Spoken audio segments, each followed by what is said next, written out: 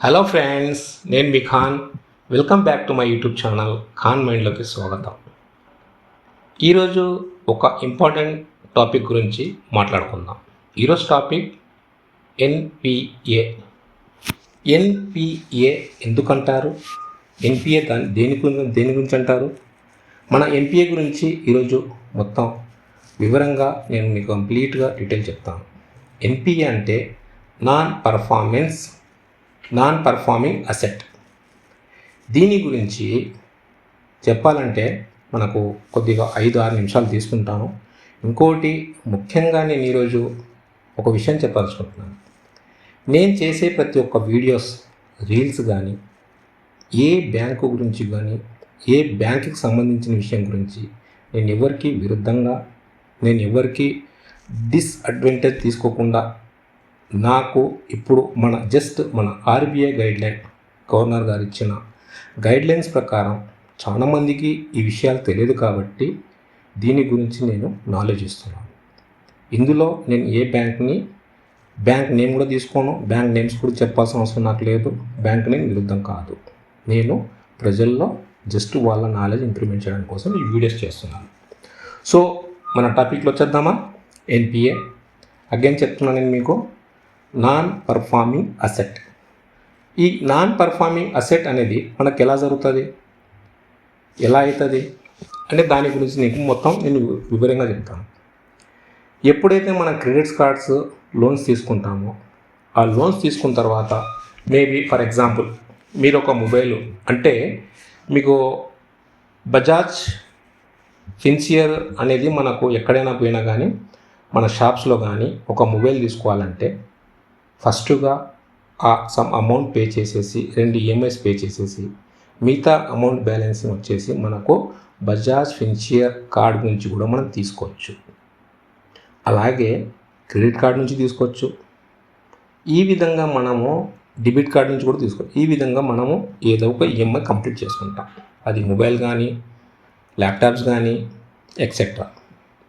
ఇవి తీసుకుంటూ కొంతమంది 6 నెలలు పెట్టుకుంటారు, కొంతమంది 9 నెలలు పెట్టుకుంటారు, కొంతమంది 12 నెలలు పెట్టుకుంటారు, 18, మనకు అలా 24 కూడా పెట్టుకుంటారు.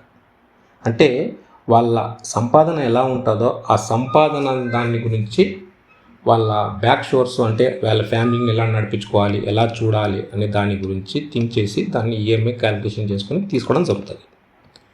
ఈ ఈఎంఐ తీసుకున్న తర్వాత మీరు ప్రాపర్గా ఒక 3 మంత్స్ కంటిన్యూగా పే చేశారు. 6 మంత్స్ నుంచి 3 మంత్స్ పే చేశారు. మిగతా 3 మంత్స్ పే చేయడానికి మీకు సమ్ ప్రాబ్లమ్స్ వచ్చాయి. మీ ఇంట్లో పేరెంట్స్ ప్రాబ్లం రావడము, హెల్త్ ఇష్యూస్ రావడము, బిజినెస్ లాస్ అవ్వడము ఎక్సెట్రా, ఇలా ఎన్నో విధాలుగా చెప్పుకుంటూ పోతే చాలా వస్తాయి. ఎవరు కూడా కావాలని ఈఎంఐని ప్రాపర్గా నేను కట్టాలనే తీసుకుంటారు. ఎవరు ఇంటెన్షన్లీ ఇష్యూగా నేను దీన్ని ఎగ్గొట్టాలని ఎవరు తీసుకోరు. నా సివిల్ స్కోర్ బాగుండాలి, నేను ఇంకా ముందర పోయి కొన్ని లోన్స్ బాగా తీసుకోవాలి, కార్డ్స్ తీసుకోవాలనే ఉద్దేశంతోనే మనం ముందరికి వెళ్తాం. కానీ ఇక్కడ ఏమవుతుందంటే మన రాత మన చేతిలో ఉండదు. ఇది పెద్దలు చెప్పిన విషయం. సో సమ్ టైమ్స్ కొన్ని బ్యాడ్ టైమ్స్ స్టార్ట్ అవుతాయి. ఎలా? ఫైనాన్స్ పరంగా అతను ప్రాపర్గా ఈఎంఐ కట్టలేని పక్షంలో ఏమవుతుంది, 1 నెల కానీ ఇప్పుడు జస్ట్ ఒక 10 డేస్ లేట్ అయినా కానీ మీకు వెంబడే కాల్స్ వస్తాయి. సార్ మీ ఈఎంఐ డ్యూ ఉంది, పెండింగ్లో ఉంది, మీరు పే చేయలేదు, ఇంతవరకు ఎందుకు చేయలేదు అనే దాని గురించి మీకు అడగడం జరుగుతుంది. సో దానికి మీరు ఉదాహరణకి కామన్గా ఇప్పుడు ఏం జరుగుతున్న ప్రాబ్లమ్స్ వాళ్ళని ఇప్పుడు ఒక 10 డేస్లో కానీ నెక్స్ట్ మంత్లో కానీ కట్టేస్తూ అంటారు. సో బ్యాంక్ ఎంప్లాయీస్ ఎవరైతే ఉన్నారో వాళ్ళు ఏం చేస్తారంటే, సార్ మీ సివిల్ స్కోర్ మీద ప్రభావం పడకుండా చూసుకోండి, దీన్ని ఇలా చేసుకుంటూ పోతే మీకు నెక్స్ట్ ఫర్దర్ లోన్స్ దొరకవు, కార్డ్స్ దొరకవు అని చెప్తారు. 100% వాస్తవమే. సో తీసుకున్న వ్యక్తి దగ్గర డబ్బులు ఉంటే ఎందుకు ఈఎంఐ డిలే చేస్తాడు? ఫోన్స్ కాల్స్ కోసం ఎందుకు వెయిట్ చేస్తాడు? బ్యాంక్ ఎంప్లాయీస్ ఇంటికి వచ్చిన తర్వాత ఎందుకు వెయిట్ చేస్తాడు? ఎవ్వరు వెయిట్ చేయరు. ఎందుకంటే డబ్బులు లేదు కాబట్టే అతను కట్టలేకపోతున్నాడు. దాన్ని బ్యాంకర్స్ కూడా అర్థం చేసుకుంటారు. సరే 3 మంత్స్ కట్టుకుంటూ వచ్చాడు, ఈ ఒక 1 మంత్ చూద్దాం, నెక్స్ట్ మంత్లో వచ్చేసి ఈఎంఐ కమింగ్ ఈఎంఐ కలిపేసి కడతాడు. దీని మీద పెనాల్టీ ఛార్జెస్, సమ్ ఛార్జెస్ పడతాయని చెప్పి బ్యాంక్ ఎంప్లాయ్ ఫోన్ చేస్తారు. అది అక్కడితో ఆగిపోతుంది. సో ఇది కామన్గా మనకు ఎన్పిఏ దాంట్లో వెళ్ళడానికి ఇంకా 3 months, అంటే 3 months కట్టింది. ఆ 3 months కాకుండా ఎప్పుడైతే పెండింగ్ స్టార్ట్ అయిందో అక్కడి నుంచి మెయిన్ ప్రాబ్లం స్టార్ట్ అయింది. అక్కడి నుంచి ఎగ్జాంపుల్ 4వ ఈఎంఐ January 1 నుంచి మనకు March 31 వరకు ఈఎంఐస్ కంప్లీట్ చేయాలి. మిగతా రిమైనింగ్ 3 ఈఎంఐస్ ఇవి చేయలేకపోతే అక్కడ ఏమవుతుందంటే మనకు మెయిన్ ప్రాబ్లము 3 months 90 days అవుతుంది. అంటే ఒక వ్యక్తి లోన్ కానీ క్రెడిట్ కార్డ్స్ కానీ తీసుకొని 90 days కంప్లీట్ అయిపోయింది, కట్టలేకపోతున్నాడు, దాన్ని రీషెడ్యూల్ పేమెంట్ చేయలేకపోతున్నాడు అంటే ఎన్పిఏలోకి వెళ్ళిపోతారు. ఇది ఎన్పిఏలో పోయే ప్రొసీజర్. ఈ 3 monthsలో మన బ్యాంక్ ఎంప్లాయీస్ ఏం చేస్తారంటే ఫోన్స్ కాల్స్ చేస్తారు, మీ అడ్రస్కి వచ్చేసి హోమ్ విజిటింగ్ చేస్తారు, చేసి మీతో మాట్లాడతారు. సార్ మీకు ఇలా అవుతుంది ప్రాబ్లం, ఇప్పుడు మీకు ముందర చెప్పినట్టు ఈ ప్రాబ్లమ్స్ అన్నీ కంటిన్యూ అవుతాయి. బట్ ఇక్కడ రియల్ ప్రాబ్లం ఎక్కడ వస్తుందంటే మనీ మనీ మనీ మనీ. ఇది లేనప్పుడు ఎన్నిసార్లు తిరిగిపోయినా ఎంత అవమానం చేసినా కానీ చేయలేకపోతారు. ఇంకో పాయింట్ చెప్తాను మీకు, ఎన్పిఏలో వెళ్ళకుండా ఎవరైతే మనం తీసుకున్నామో ఆ బ్యాంక్ ఎంప్లాయే పేమెంట్ చేసుకుంటూ పోతారు. ఎలా? Minimum payment. ఫర్ ఎగ్జాంపుల్ ఒక మొబైల్ తీసుకున్నాం, ఒక ఈఎంఐ వచ్చేసి మనకు 6,000 రూపీస్ ఉందనుకుందాం, లేకుంటే 2,000 రూపీస్ అనుకుందాం ఒక నెలకి. మినిమం పేమెంట్ ఎంత వస్తుంది మీకు? 200 రూపీస్ వస్తుంది. సరే, ఇతను కట్టట్లేదు కదా, మినిమం పేమెంట్ కట్టుకుంటూ పోయినామంటే ఎన్పిఏలో వెళ్ళదు కదా, ఎన్పిఏలో పోకుంటే మన ప్రాబ్లమ్స్ రావని చెప్పే ఉద్దేశంతో ఏం చేస్తారంటే బ్యాంక్ ఎంప్లాయీస్లో ఎవరో ఒకరు, అంటే బ్యాంక్ వాళ్ళే కట్టినారని ఊహించొద్దండి, ఎవరో ఒకరు దాన్ని 200 రూపీస్ పే చేసేస్తారు. బ్యాంక్ ఎవరు కట్టారా అనేది సంబంధం లేదు. ఇక్కడ పేమెంట్ అయిందా లేదా దాని గురించి చూస్తుంది. ఇది బ్యాంక్ కట్టిందా లేకుంటే తీసుకుపోయినా మన కస్టమర్ కట్టాడా అనే దాని గురించి ఎక్కడ పాయింట్ క్వశ్చన్ మార్క్ రాదు. సో ఈ విధంగా 3 months కూడా కంటిన్యూ చేసేస్తారు. అది ఎన్పిలో కూడా వెళ్ళదు. ఎన్పిలో రాకుండా ఉండడానికి కోసం ప్రయత్నాలు చేస్తారు. అలాంటి ఉద్దేశంలో కంటిన్యూషన్ జరుగుతూనే ఉంటుంది. అందుకే ఈ ఎన్పిఏ అనే విషయం గురించి ఇప్పుడు మీకు మొత్తం కంప్లీట్గా ఎందుకు చెప్తున్నానంటే చాలామందికి తెలుసు, చాలామందికి దీని గురించి నాలెడ్జ్ లేదు. అందుకోసం నేను స్టెప్ బై స్టెప్ మీకు ప్రతి ఒక్క నాలెడ్జ్, ప్రతి ఒక్క పాయింట్ మీకు చెప్పడం జరుగుతుంది ప్రతి ఒక్క వీడియోలో. నెక్స్ట్ కమింగ్ వచ్చే వీడియోస్లో, ఎందుకంటే నేను ఇప్పుడిప్పుడే స్టార్ట్ చేశాను. సో వీడియోస్లో వచ్చేసి కొన్ని ఎడిటింగ్ చేయడం కూడా నాకు ఇబ్బందిగా ఉంది. అందులో మీకు ప్రాపర్గా అంటే ఒక విషయం మీద మీకు ఏదైనా నేను చెప్తున్నానంటే దాని గురించి, ఫర్ ఎగ్జాంపుల్ ఇప్పుడు నా సైట్లో కానీ నా ఫ్రంట్ పేజ్లో కానీ నేను ముఖం కనిపించకుండా దీన్ని మొత్తం నేను చెప్పే మ్యాటర్ గురించి మీకు స్క్రీన్లో కంప్లీట్గా వచ్చేటట్టు నేను ఏర్పాటు చేస్తాను అతి త్వరలో. అదేవిధంగా ఏ టాపిక్ గురించి మాట్లాడుతానో ఆ టాపిక్ గురించి కూడా కొన్ని ఎవిడెన్స్ తీసుకొచ్చి, ఫొటోస్ తీసుకొచ్చి కూడా మధ్యలో మీకు చూపించడం జరుగుతుంది. అదేవిధంగా ఆడియో కాల్స్, మాట్లాడిన ఆడియో కాల్స్ కూడా మీకు ప్రాపర్గా నేను మన యూట్యూబ్ ఛానల్లో వచ్చేసి నేను అప్డేట్ చేస్తాను.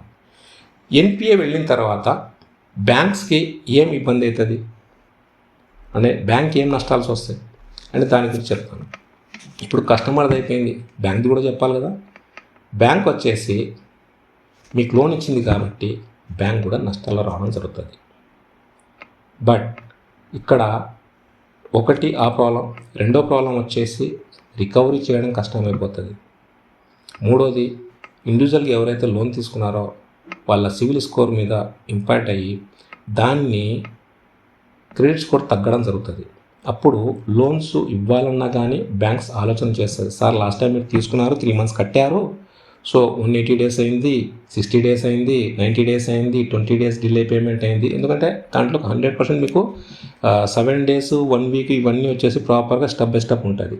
ఎన్ని రోజులు డిలే చేసాము, ఎన్ని చెక్ బౌన్స్ చేసామని చెప్పేసి దాని గురించే అప్పుడు అయ్యేటప్పుడు ఏమవుతుందంటే మీకు కానీ బ్యాంకు కానీ ఇద్దరికి ప్రాబ్లమ్సే. బ్యాంక్ ఇచ్చినందుకు అది ఎందుకంటే పబ్లిక్ మనీ మనకు రిటర్న్ అవుతుంటుంది కంప్లీట్గా. బ్యాంక్ సపరేట్ ఎక్కడి నుంచి తీసుకురాదు.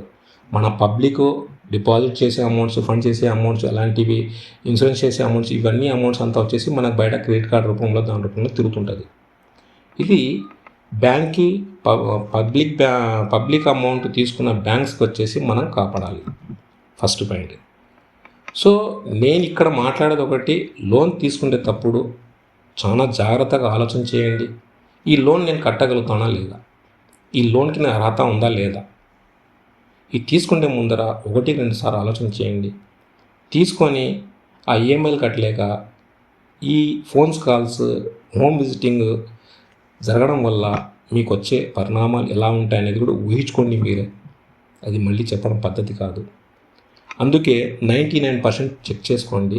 ఎన్పిఏ అనేది ఏమవుతుంది, ఎలా అవుతుంది దాని గురించి మీకు క్లియర్గా చెప్పాను.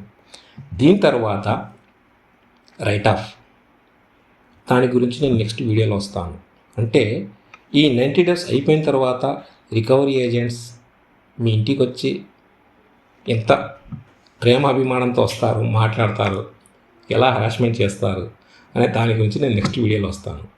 ఇదే విధంగా మీకు ఎలాంటి వీడియోస్ కావాలన్నా కానీ, క్రెడిట్ కార్డ్స్ తీసుకొని ప్రాబ్లం అయ్యి, లోన్ తీసుకుని ప్రాబ్లం అయ్యి వాళ్ళకి ఇలాంటి నాలెడ్జ్ లేదు, వాళ్ళకి ఏ విధంగా చేయాలని అర్థం కావట్లేదు, నా ఛానల్లో వచ్చేసి కామెంట్స్ చేయండి, సార్ నాకు ఈ ప్రాబ్లం ఉందని చెప్పేసి. సో నేను తప్పకుండా మీకు నా వీలైనంత వరకు మీకు గైడ్ చేస్తాను. అంటే మీ దగ్గరకు వచ్చిన ఫైట్ చేయను, బట్ నేను గైడ్ చేస్తాను. ఇది కరెక్ట్ ప్రొసీజర్, రాంగ్ ప్రొసీజర్ అని చెప్తాను. దాన్ని మీరు ఫాలో అయితే చాలు. ఈ ఇన్ఫర్మేషన్, నేను ఇచ్చిన ఇన్ఫర్మేషను మీకు అందరికీ వాల్యుబుల్గా ఉంటుందని నేను ఊహించుకుంటున్నాను. దీన్ని కంటిన్యూగా మీరు నా వీడియోలో ఎక్కడైనా కానీ తెలుగు పదాల్లో కొన్ని ప్రాబ్లమ్స్ వస్తుంటాయి. ఎందుకంటే నేను మాట్లాడేది స్టార్టింగ్ కాబట్టి అందరు యూట్యూబర్స్ మాట్లాడేంత స్పీడ్గా, వాళ్ళంత నీట్గా నేను మాట్లాడలేకపోవచ్చు. బట్ నేను మాట్లాడేదే చాలా క్లియర్ అనిపిస్తుంది. దీంట్లో ఇంకేమైనా చేంజెస్ చేయాలన్నా కానీ, నా సబ్స్క్రైబర్స్ అందరూ ఎవరైనా కామెంట్ చేసి చెప్పినా కానీ దాన్ని నేను ఖచ్చితంగా మార్పు తీసుకొస్తాను, క్లారిటీ ఇస్తాను. సో ఎన్పిఏ గురించి మీకు అందరికీ నాలెడ్జ్ దొరికిందని అనుకుంటాను. ఎవరికైనా డౌటు, ఎలాంటి ప్రాబ్లమ్స్ ఉన్నా కానీ నాకు కామెంట్స్ చేయండి. నేను నెక్స్ట్ వీడియోలో వచ్చినప్పుడు మీకు నెక్స్ట్ కంటెంట్తో వస్తాను. అదేవిధంగా ఇదే కంటెంట్ మళ్ళీ హిందీలో కూడా వస్తుంది, హిందీలో కూడా చేస్తాను, రీల్స్ కూడా వస్తుంటాయి. లైక్ చేయండి, సబ్స్క్రైబ్ చేయండి, నా ఛానల్ని లైక్ చేయండి. జై హింద్.